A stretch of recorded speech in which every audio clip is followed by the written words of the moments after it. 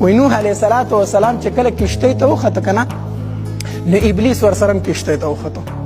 ابلیس ورسره هم وخته نو نوح علیه السلام ورته وی الله دې غرق پرک کا تباه شي برباد شي دا څومره خلق خو چې دا غرق کېږي دا ستا د لاسه غرق کېږي دا الله دا عذاب چې راغی د اوبو دا طوفانونه چې راځي دا خو ستا د لاسه راځي نو ته ما سره کشتۍ ته خېږي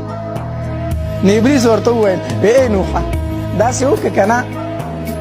چې زه د دنیا ټول خلک چې تباه کوم او دوکه کوم کنه نو په 5 کارونو په څو کارونو صرف په 5 کارونو غر کومه نو 3 کارونه به پکې تا ته وښیم او ما د ځان سره پرېږده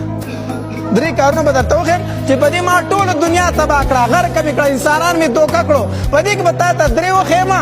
او ما د ځان سره به دې کشتۍ کې څه کا پرېږده الله تبارک وتعالی وحی وکړه نوح علیه السلام ته وی ابلیس دی شیطان دی اوس تر سره هم چل کوي اوس تر سره هم څه کوي چل کوي وی ورته ووایه چې دا 3 راته مه ښیه دا 2 چې راته نه ښیي دا راته وښیه دا کم 3 چې ښیي دا راته مه ښیه ځکه دې نه ځان بچ کول اسان دي خو دا کم 2 چې نه در ښیي وایه دا راته وښیه ځکه د هغې نه بچ کول ځان څه دي ګران دي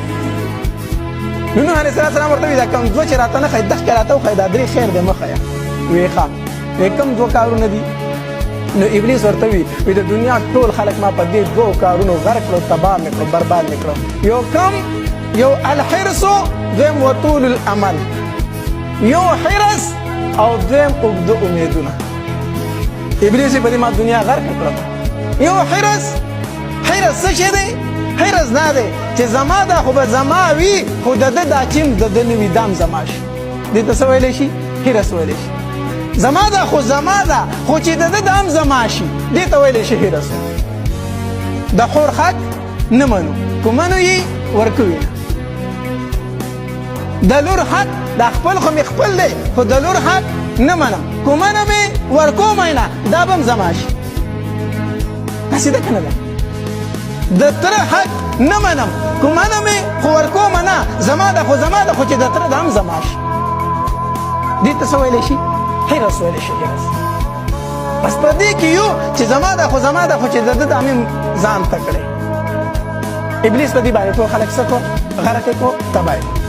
دویم څه شی وطول الامل اوږده امیدونه وبه شي مړه وبباسم توبه وخت ډېر دی دا خو لا لوی ژوند دی دا خو اوس هلکوالي ده دا خو اوس ځواني ده لا مړه بوډاوالی کم دی دا د شیطان څه دي وسوسې دي دا د شیطان څه دي وسوسې دي دا خو هلکوالي ده په هلکوالي کې ځان نه مولا جوړه کړم چې لویه لویه ږیره پرېږده وروسته به وشي که نه نو په دې کې ورته څه راشي مرګ راشي ورکه چې ځان له کور جوړ کړمه ګاډی واخلمه بنګله واخلم خیر دی چې په حرامو باندې خیر دی وروسته به توبه وباسم که نه خیر دی څه به وباسمه توبه به وباسم چې ځان لومبی برابر کړم که نه په دې کې ورته څه راشي مرګ راشي حدیث مبارک کې راځي نبی علیه السلام فرمایي وی اولنې خلک کامیاب و د 2 خبرو کم یو په هغې کې چې و هغه یقین و یقین او دویم تقوا زهد